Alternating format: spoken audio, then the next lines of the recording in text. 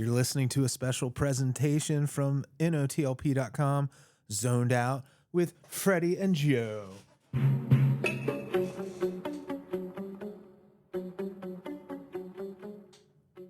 it's your first time, we're just revisiting the 1959 television phenomenon, The Twilight Zone. Hey, Joe, this is Freddy, by the way. There's Joe. Hey, Freddy, this is Joe. Hey, it's like Jimmy. This is Jesus.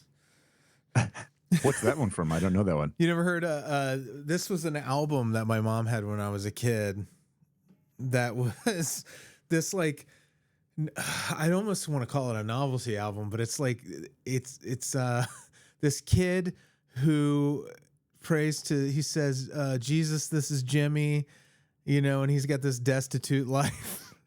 And then he ends up in the hospital at the end of the story and he's dying. And they said, then you heard, Jimmy, this is Jesus.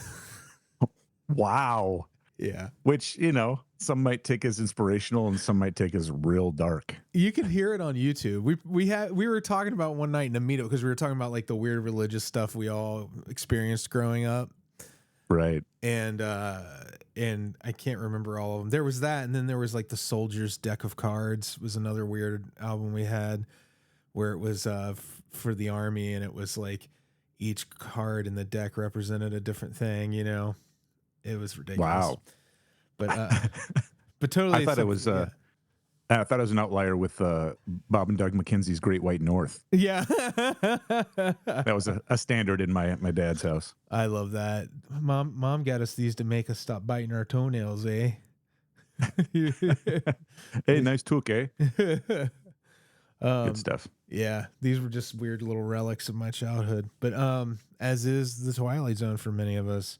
This episode we're talking about today is Mr. Denton on Doomsday. Originally aired October 16, 1959 on CBS. Never leaves CBS, so I don't know why I say that every week. But it's a fun fact in case it's your only time listening. This one has the largest cast yet, 16, including Serling. And also, I would say this is kind of the marking of the beginning of Twilight Zone Westerns, because they do return to Westerns frequently over the course of the seasons. And this is the thing that kicks that off. This is the only episode directed by Alan Reisner, but he did work with Serling again on Night Gallery. And prior to this, I think it was prior to this, it may have been around this time, he also directed some episodes of The Green Hornet, with one of the iterations of that. And the Bruce Lee version, or do we know? You know, I don't know if that was Bruce Lee or not. I'd have to pull up the IMDb page to be sure. But he also does Tales from the Unexpected. I think Rudyard Kipling.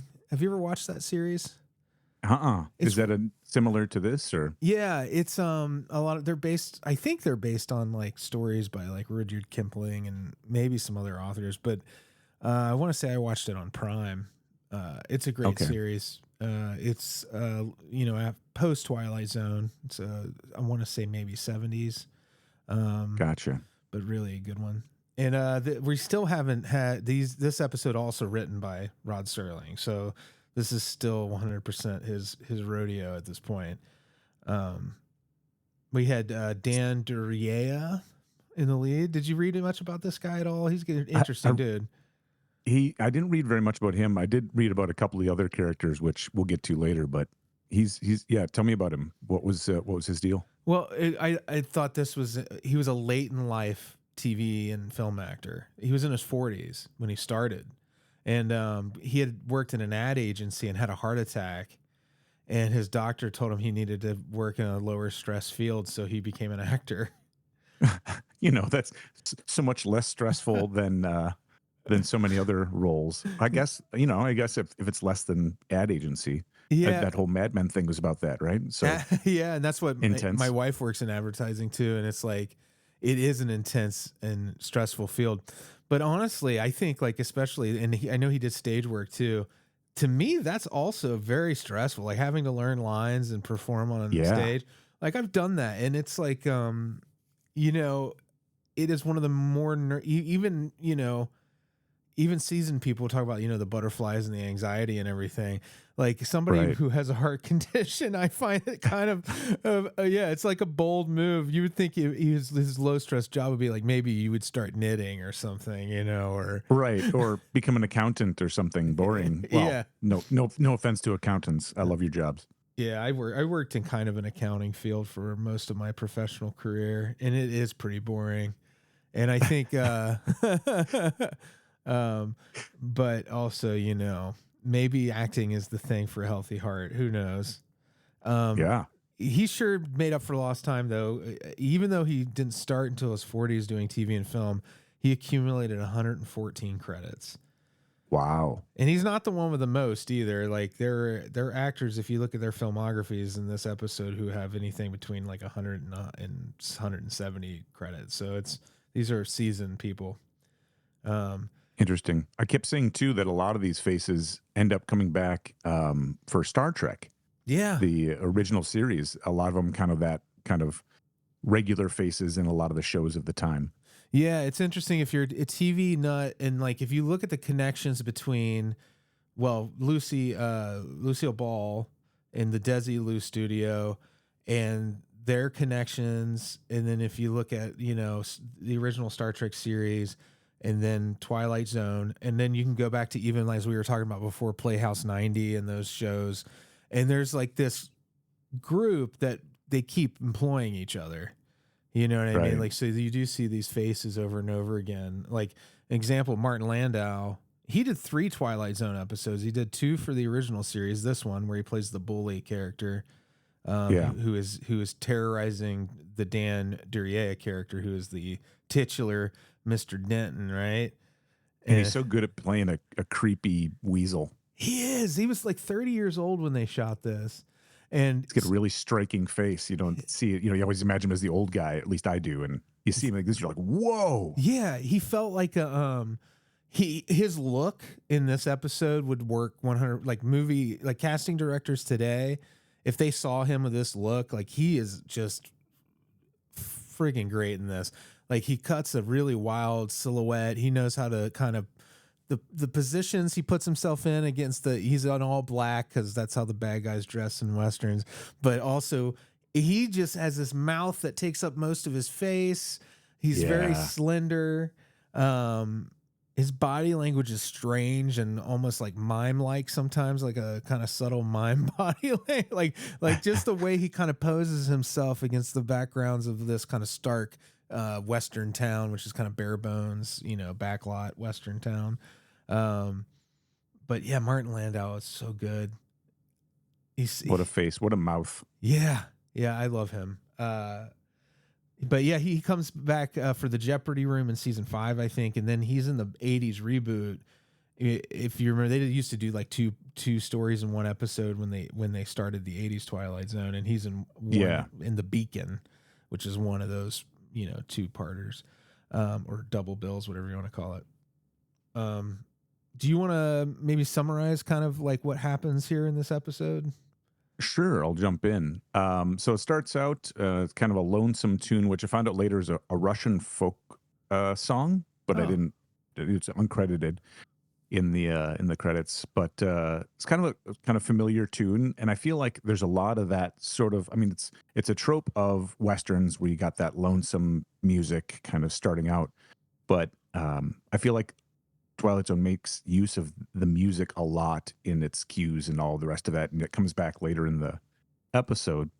A drunk stumbles out of a bar, and it's our main character, Al Denton, and Martin Landau comes out as the bully who's kind of forced him out and makes him sing for his drink. And at one point, he does start singing "How Dry I Am," which becomes a iconic song in lots of other media and stuff, but for drunks to sing when they need a drink. And at one point he's pouring the bottle of liquor into his face, and the way it's juxtaposed, I don't know if this was intentional, but it looks like he's peeing on him. Yeah, I'm sure that it's was all on over his purpose. face, degrading, and yeah. And it's not just Martin Landau, who we just keep calling Martin Landau. But the character has a name. It's not important. He has like a bunch of the peanut gallery, the kind of jackal like characters who hang around and laugh and kind of egg on what's happening. But then there's like the kind woman who works, I think she works in that area. I don't The really, saloon. in the saloon. Yeah. She's kind of looking out for him a little bit, has some humanity. And it seems like the bartender does too. Like, and they're Yeah. just kind of tired of seeing this guy beaten up, but they can't really do much about it. When it was interesting, actually, some of the names of these characters comes into play a little bit, at least in my mind. The bad guy, Dan Hodling, gets mentioned a couple of times because they call out how, later how Al interacts with them just a few minutes later in the episode. But well, there's one other part where they get into an argument. So I'll summarize a little bit more, and then we'll jump to this part. So he's getting drunk from the bottle, but he's still desperate for alcohol, and so he makes him sing again, and he's going to give him the rest of the bottle, and then he breaks the bottle on the edge of the post and tosses it into the street, and Al Denton goes after it, kind of trying to savor those last drops of alcohol. And you get the intro from Rod Serling, and Al Denton kind of flops down in the street, and you see a peddler who appeared at the very beginning kind of look down at him, and is introduced as the second character by the intro. And then the third character, a gun appears out of nowhere on the Yeah. street. And that's kind of like, that's a weird moment because when he picks up that gun, you almost feel like you missed something, because you're like, oh, why does he all of a sudden have this gun? Again, it looks like it's a newish, a very nice shaped gun in the middle of the Right. road.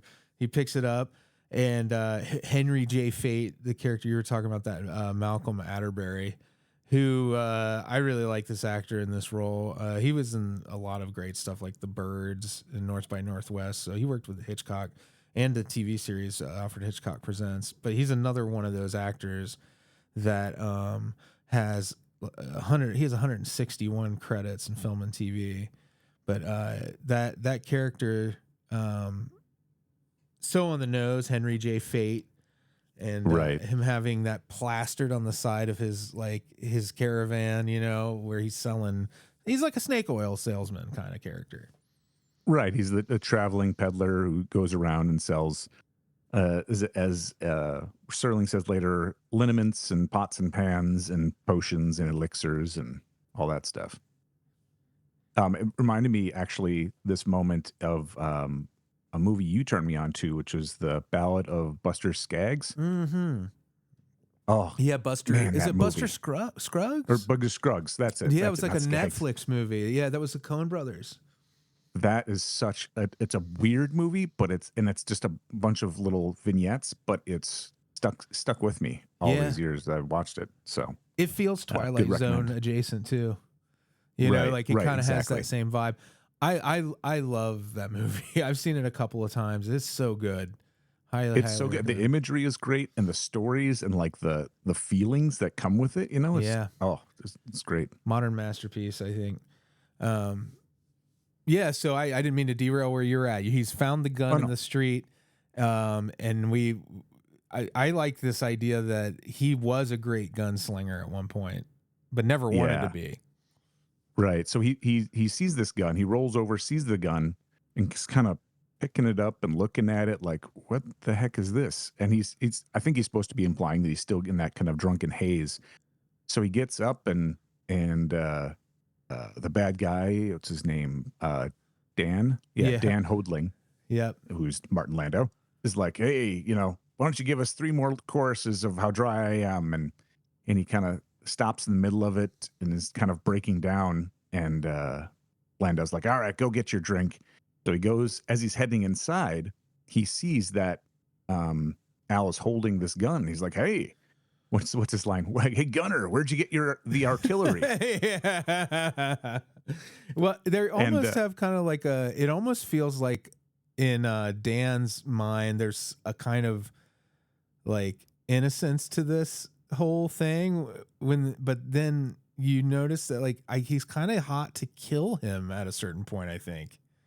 yeah, he's very, it's very like schoolyard teasing and taunting. And you get the idea that Dan is he's just that. He's a bully. He's very simple in his motivations. He wants to be, the manipulator and all that. And then they kind of get into an argument, and you can tell a little bit that Al's kind of getting a vibe for it. Well, not yet. He's got the gun. He's kind of arguing still in that daze of like, I don't know where I found this thing. It was just in the street, and it was just and then Dan's like, maybe you want to draw on me. He starts threatening him. And then Dan is trying to goad him into an actual shooting match. So yeah, like I think you're right that he really did want to attack him in some respect. I think he couldn't take even seeing him with a gun, that he had to totally break him down, because he became a threat where before he was totally harmless. And now he instead of backing down, he doubled down. Now he sees this guy who he's been bullying is armed, and he's like, I'm just going to keep pushing and not back down. Right. And this is where this kind of weird phenomena happens where Al Denton has this pistol, and he's just kind of waving it like it's kind of just something he's carrying. He's not looking to shoot it, but unconsciously, it's almost as if some unseen force guides his hand into cocking the gun and firing it and shooting the gun out of Dan Hodling's hand, and basically diffusing the situation. Really, in a lot of ways, it's probably best case scenario. But did they? I'm trying to remember if in this showdown, did they both shoot the guns out of each other's hands, or was that later? No, so that's later. Yeah. And we'll get to that. This moment, it was he just shot it out of Dan's hand, and that made Dan mad for one, but also like really surprised him. And I want to note the other part that stood out to me about the names thing I mentioned earlier. There's a character named Liz, who is also known as Miss Smith. So Liz Smith. She's been trying to talk to Dan to be like, hey, you don't need to drink. Stop letting this guy harass you. She's kind of encouraging him to stand up for himself. And when they get into the argument of like, hey, maybe you want to, Dan, the bad guy's like, maybe you want to duel with me. And she's like, don't listen to him, Al. And he's like, get away, Liz. And he also pushes back the bartender. He refers to the bartender and Liz by their first name, whereas Dan refers to them as Miss Smith and the bartender by their last names. Formal. So to me, that's just a little more respect. So it's another one of those little nuances that draws the line between these two characters as respectful and not. So yeah, he shoots it out, and then all the people in the gang like immediately grab him and are like, you did a great job. Oh my gosh, the way you stood up to him and all that. And they bring him inside, and they're going to give him another drink. And it's funny because it makes you think this guy has probably been a jerk for a long time. Yeah. And everybody knows it. And they're like, oh, he finally stood up to him. That's awesome. There's also kind of that, the whole town's attitude towards Al Denton does a 180, except for the characters you mentioned who are already showing him some humanity. But I guess that speaks to that short runtime of these episodes. You got to get it moving along, and all it takes is that one confrontation. Okay, that happened. Now he's 2.0 Al Denton now. I did want to say about Liz, sorry, the character who is kind to him. That's Jean Cooper, who was on The Young and the Restless. She's another one who has like a ton of 136 TV and film credits, but she is credited as this blew my mind. 1,000 episodes, 1,000 plus episodes of The Young and the Restless. Wow. It gives you an idea of like the lasting power of those shows that some of those people are, it's every day for how many years? 1,603 is actually, so it's even significantly larger than I thought it was. 1,603 episodes of that. But something we would know her from. She was on an episode of Kolchak the Night Stalker too, at least one of those, right? Which I was a big fan of. Interesting. Yeah, and well, that's cool. Yeah, but that's our Liz, the nice lady who's looking out for Al Denton. Al Denton. Every time I hear, I think of pasta. Al dente. That's it's appropriate. So they go back inside. Everybody wants to give him a drink, and he's like, I think he passes on the drink. I can't remember which happens first. And then Dan comes back in, all mad because he's been humiliated, right? And he comes in and he's gonna shoot Dan. He's just gonna grab his gun. And he's gonna shoot him. And Al's doing the same thing where he's like, "Look, I don't want to do anything with you." And as he's talking kind of with his hand, with a gun in his hand, and it really does make the gun a character, you know. It Yeah. because they keep doing close-ups on his hand holding the gun, and sure enough, the gun shoots again, hits the chain holding a lamp, which falls down and hits Dan and knocks him out. And so, like, that's kind of the end of Dan Yeah. in that episode. I Not love the life, but non-lethality of everything. To me, right. it keeps it light. Well, originally this episode was written as a comedy. And Yeah.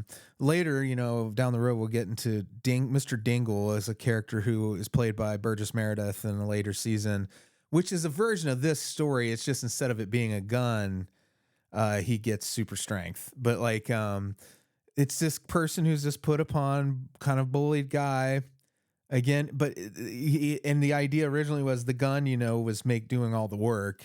Right. But this they turned it into like a much more earnest story about a gunslinger who never wanted to be a gunslinger, and being an unwilling killer turned him into an alcoholic. It's almost like Unforgiven. Yeah. Yeah. It's a really pretty classic Western story with I think a lot of good messaging, at least, of that kind of, you don't want this life, you know? Yeah, and how it also reminds me a little bit of Letterkenny, how everybody's always coming to beat the main guy's ass. Yeah, because he's supposed to be the toughest guy in Letterkenny, so people will show up just to fight him. Yeah. That attitude is it's the very like height of the definition of toxic masculinity, which we wouldn't Yeah. use that term back then, obviously, but it's life and death. It's like the desire that you have to kill every other guy who isn't even a direct threat to you, but just the idea of them existing is a threat to your superiority or masculinity. So these guys come into this town on the reg now that his reputation is going to spread again, which he didn't want. Right. They're going to start showing up. Yeah. Well, and they do one more sign to show him, Al turning into the more confident character again, is Dan does stand up one more time, and he smacks him across the face, and he says, "Don't call me Rummy anymore." Yeah. It's one of those moments where you're like, oh, he is standing up for himself, and keeping Dan at bay. But the other piece, another again with the names, one of the other gentlemen comes up, and I think he said something like, "Can I get you anything?" or something like that, and he goes, I said, "What did you call me?" He said, "Well, nothing, Mr. Denton. I just, Yeah, it took he him said, off guard. He called me Mr. Denton." And Yeah. that reflection of the respect from the name, which is kind of cool. Again, just highlighting that. And then Dan gets out of the bar, denies the drink, so he's on the mend perhaps. And then he does this long exposition that gives you all of the details of who he was, which I thought, yes, it's exposition, it's just thrown in there, but it's somewhat well placed, as good as it can be. Yeah, you kind of have to put again 20 minutes. You're looking Yeah. for a place to put that so that it makes sense later. It helps the end make sense. Really, is the thing. Like you get the full Right. kind of breadth of, which I guess we should kind of start moving into that phase of the story. He's now about to be challenged by a young tough gunslinger who's come to town, and Mr. Fate looks like he's packing up his caravan, but he stops Al Denton in the street. Now, at this point, as a viewer, you're probably like, oh, well, the gun was left there by Mr. Fate too. This is all Right. about Mr. Fate in this long convoluted way. Is he is looking out for Al Denton in a really long convoluted multi-step kind of thing is happening, but he's really in charge of it on some level. And we find this out because he gives him what I said it was like a 5-hour energy drink. Yeah. Potions. Totally. Yeah, he says, I also have potions. And the potion will make him the fastest shot he could possibly be, and he could shoot a hole through a quarter, or Yeah, whatever. shoot. What is it? Shoot a hole in a silver dollar from 100 feet, but Yeah. it only lasts for 10 seconds. And what was cool about this, at the beginning of the exposition, when Liz follows him out into the street, he basically says, as you mentioned earlier, he became a better and better gunfighter, and his drinking started earlier and earlier until he shot a guy or kid who ended up being only 16 years old. And he's like, he was left him there bleeding to death with my bullet in him. I guess it'll start all over again. Every fast and fancy man who owns a gun will come riding down that street. It's only this time it'll be me face down bleeding to death. I think I'll go get a shave. I want to look proper the day I die. So he's got this knowledge that this is the end for him, that he's kind of heading towards death. Sorry about that beeping. And then, no, you're good. And then he hits goes up to his room, and a fella comes in. The only reason I mention this is the guy who came in, he was the messenger for the guy who's going to be Mr. Grant, Pete Grant. The guy he's got kind of an interesting face, and he comes up, he's one of those others that I mentioned is in the Star Trek episodes. And his speaking is weirdly stilted, almost like he's from the 1920s, like a gangster kind of speech. It was pretty just funny. It stood out to me. And yeah, so Al practices his shots, and he's a terrible shot. And then Fate steps in, boom, boom, and tells him about this potion, has him drink it as a sample. And then what stands out to me, other thing is the peddler was like, or Fate was like, drink it. He like commands him to drink it, and then he immediately drinks it. Yeah. And then he's like, here's your target. Here's what you're going to draw on.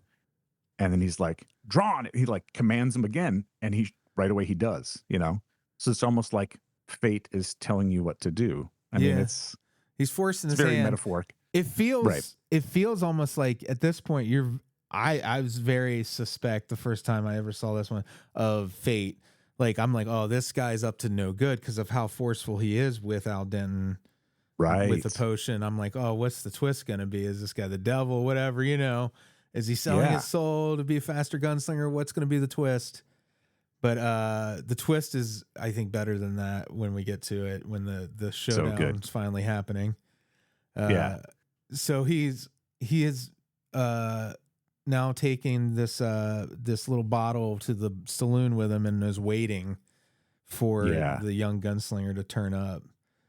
And this is another moment where the music cue comes in again too, right? They got the boom, boom, and the clock ticking in the background. Yeah. I mean, clearly this was crafted by a lot of people who knew how to make the sound work, to make the visuals work, all of that together, to have an impact in the story in such a short period of time. Yeah, definitely. It's nice. It's like a little movie, as it is most of the time with Twilight Zone. It feels like a movie and not a TV show. You get to a point where you're so absorbed in it, and you're just kind of like anxious for this guy, and you're like, yeah, oh, what's going to happen here?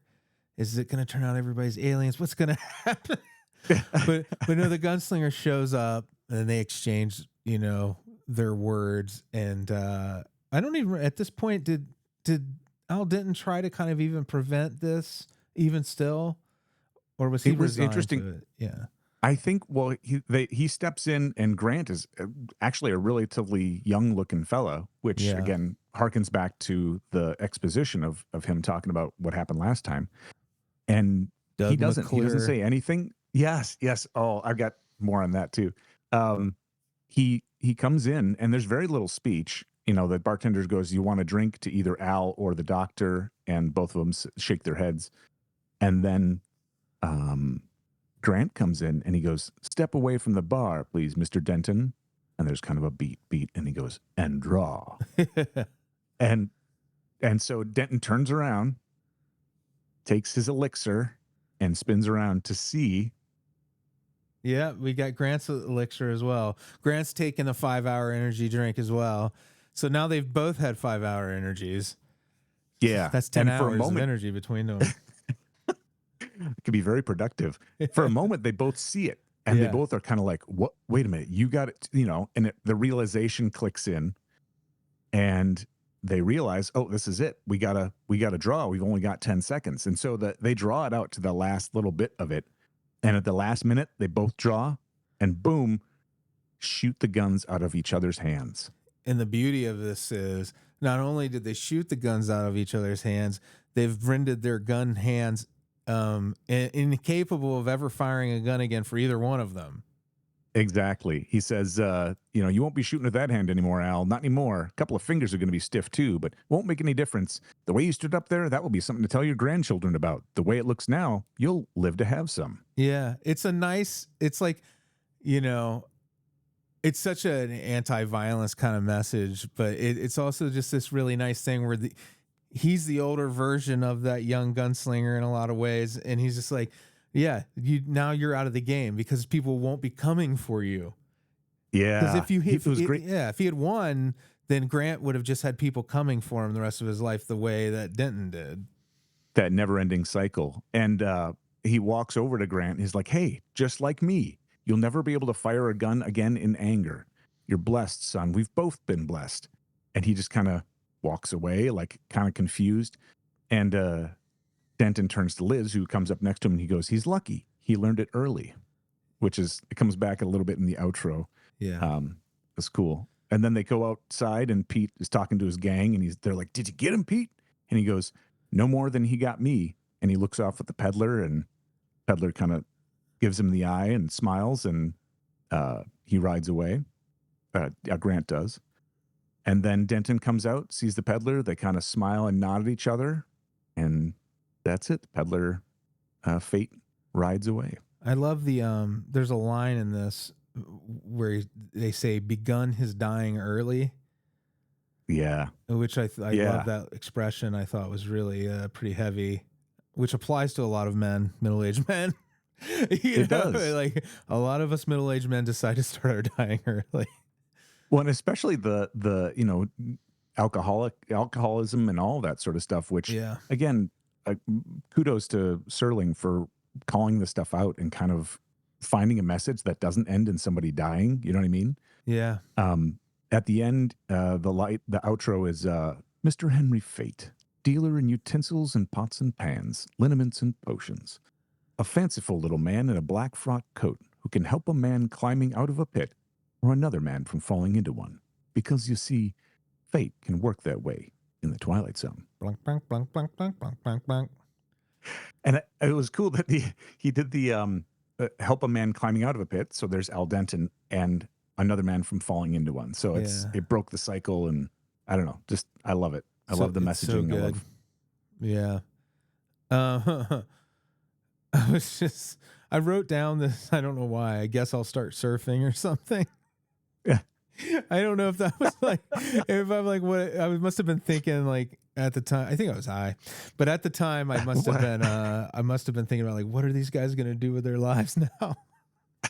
I guess I'll start surfing. Well, it's funny. The guy who played Grant, I loved reading this, was one of the inspirations for the character Troy McClure in The Simpsons for Phil Hartman. And so this is, what's his name? Doug McClure.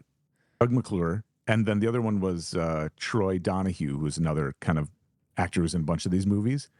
But I love that's because he saw him and I was like, why does that guy look familiar? And it's like his kind of light-eyed smile. Yeah, totally. Exactly. Yeah, they really did get kind of like his I just had he was in Humanoids from the Deep, by the way, which is a great movie if you've never seen it.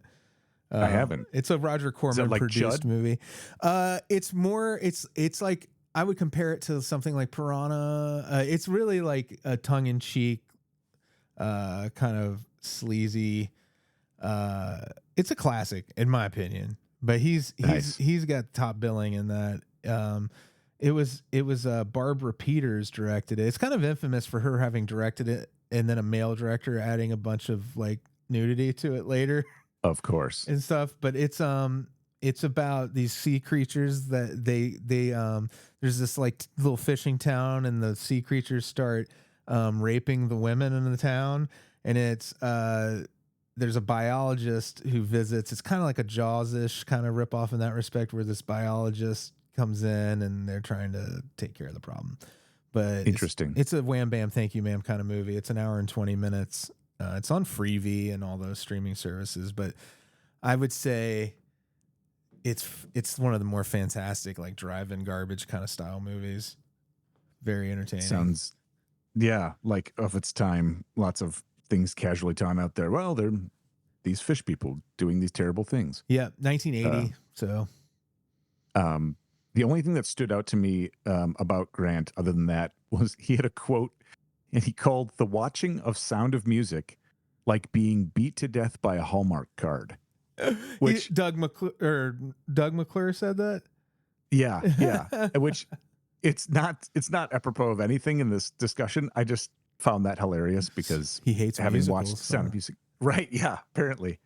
Being beat to death with a Hallmark card. That's the way Amy feels about musicals. My wife. I really like musicals, but Sound of Music is one of those that stands out to me sometimes as just like, okay, yeah. I mean, there's parts of it I like and parts of it where I'm like, I feel like I'm being beat to death with a Hallmark card. It's super long too, if I remember right. Yeah. I hadn't really like spent like a lot of time sitting and watching the entirety of Sound of Music in my life, but yeah, it's almost 3 hours long. Wow, that's a long musical. That is very long. Well, so is, a lot of the more what do we got? Hamilton and Rent and a lot of these current ones. Was Rent 3 hours? Pretty long. Wow. I don't know. It was 2 discs. Maybe it was 2 hours. Maybe it was a little over 2 hours. I haven't seen that one in a while. I'm not ashamed to say that I really like that movie. 2 hours and 15 minutes. I still like Rent. Huh. Yeah. That had great music. I saw that 1999, December 31st of 1999, last day of last millennium. And there's a line in there where they say, "What time is it?" Or how long to midnight? That's what it is. And when they do that, they, often the actors will say how long it is to midnight in the show or that day or whatever, just as a, well, no, maybe they don't. But in this case, they did. They said, how long to the new millennium? And then they actually gave the time of how long it was until, the end of that day. It was just kind of a goofy side thing, and the crowd went nuts, and, one of those fourth wall breaking events, but it was kind of fun. Yeah, it's a good show. I know it's one of those things that's a victim of its own success, where people get to the point where they're just kind of eye rolling it because you got sick of hearing it all the time. Which I think is happening with Wicked right now. People are kind of, there's a backlash. I've never seen Wicked, but neither have I. Yeah, but I've noticed, like, even like among my close dear friends and my wife, that they're like, no way, never will I see Wicked. Oh, really? Yeah. I heard the book that it was based on has some, I don't know, questionable stuff. It wasn't the best written book or whatever, and my ex also read that and just had the same kind of feedback of like, not for us. But the musical, the musical makes it different. So yeah. So yeah, back to that the Mr. Dingle.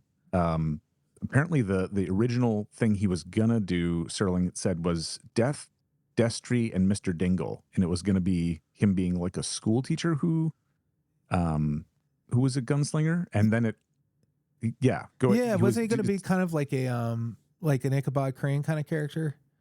Yeah, that's what it sounds like. Yeah, and then later on, he does make Mr. Dingle the Strong with Burgess Meredith, which is a classic. Yeah, that's a really fun episode, because that's just a guy getting super strength, and it's little Burgess Meredith. Burgess Meredith is kind of the king of the Twilight Zone.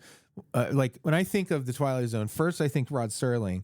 But the second person I think of is Burgess Meredith. I don't even know. I'm going to have to look up how many episodes he did. Not to mention, he was also the voice of the narration in the 80s movie of Twilight Zone. So, like, he's also... Oh, I didn't know that. Yeah. So I'm looking him up right now. He was one of the greats, I think, as far as... So for those who don't recognize the name Burgess Meredith, if you're relatively young, you might have seen him in the campy Batman series, the original one. He was the Penguin in that, which is classic. he was also the trainer in Rocky, in those movies. He was in Grumpy Old Men. Real classic actor. Was in a ton of stuff and a great character. But yeah, this is one of those earlier spots, I guess, kind of in his mid acting years. Yeah, this is when you get to when we'll get to that episode down the line, but he just did a ton of work. But I was looking up to see if anybody beat him in the number of episodes because he did 4. Okay. But Real Robert distinctive McCord voice. appeared in more. I don't know how many. I just have to look that up. But yeah, that's the actors who appeared. Let's see. Looks like he was in a couple episodes of The Night Gallery too. Yeah, they worked together a lot. This Robert McCord kind of blew me away that he was in the most. I've got to see how many he was in. Where you at, Robert McCord? So what this, like you said, this is a beginning of also, there's several Western themed, which I think was kind of popular of the time. I think that Westerns were, there's a lot of the classic Western movies were kind of around that time. And it was still a very popular genre on TV.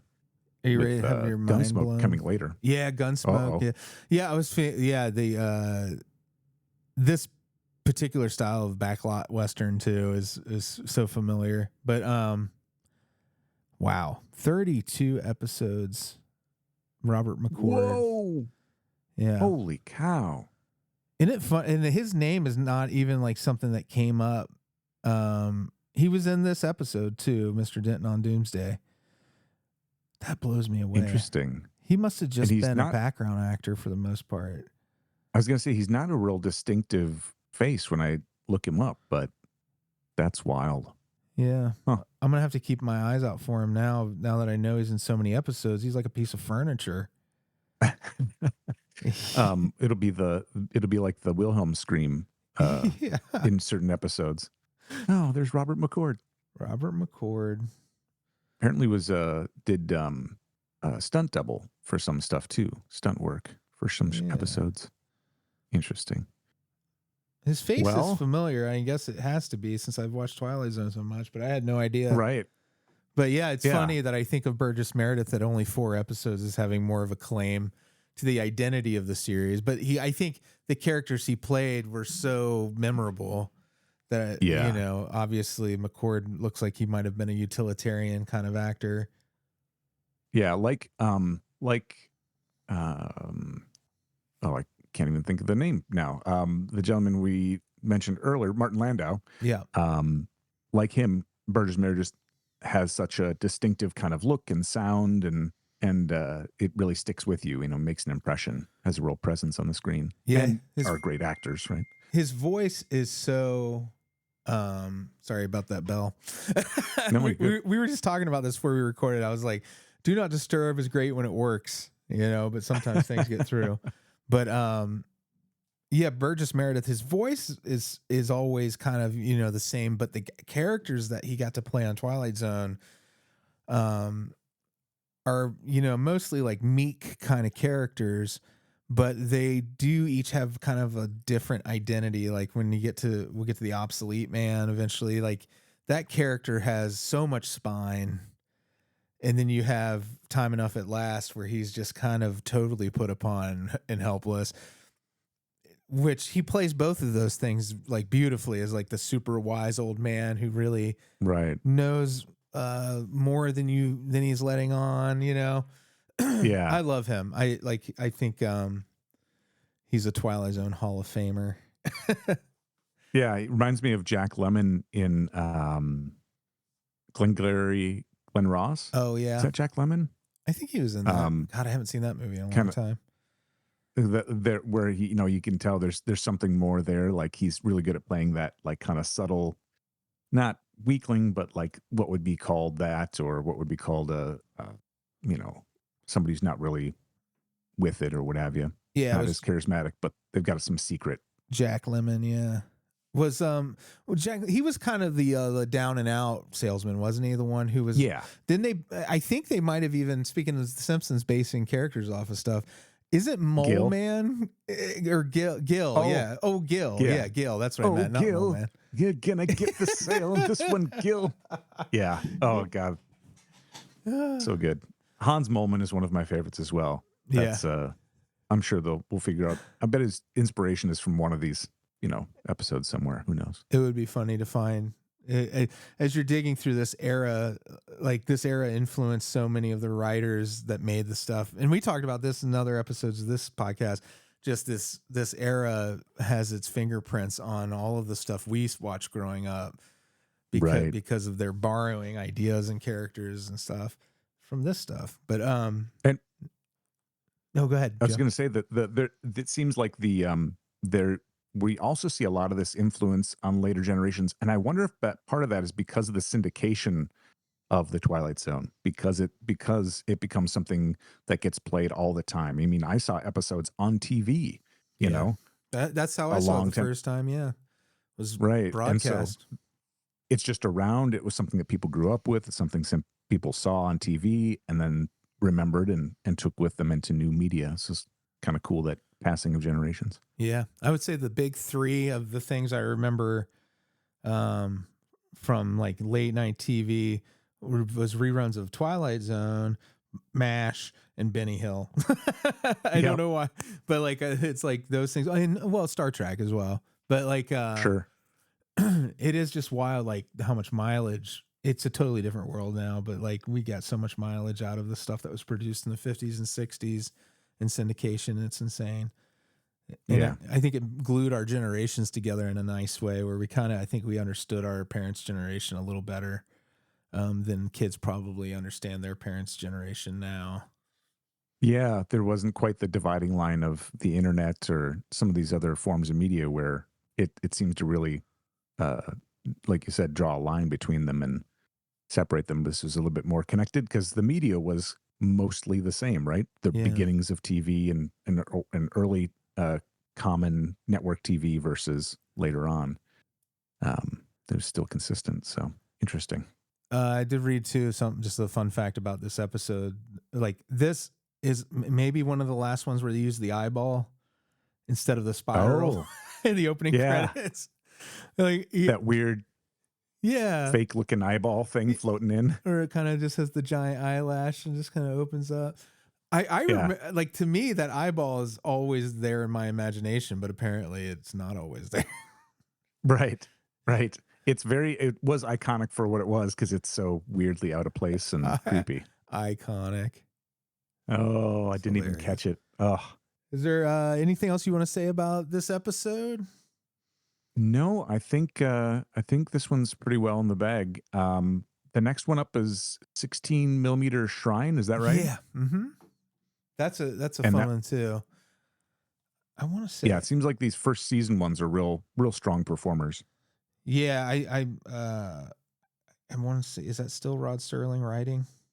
Yep, that's still a Rod Serling. So we don't get to. I'm just curious to see when we get to another writer. I'm looking at 5 episodes into the first season, and it's still just Serling 6. Cool.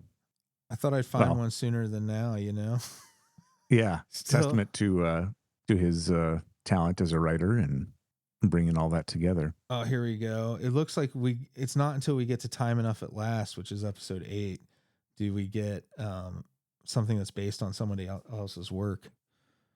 Gotcha. So those first 7 episodes are just Rod Serling's writing. Hey, Time Enough at Last, coming full circle, starring Burgess Meredith. So we've wrapped it up. Cool. Well, thanks, Joe. This is still a delight.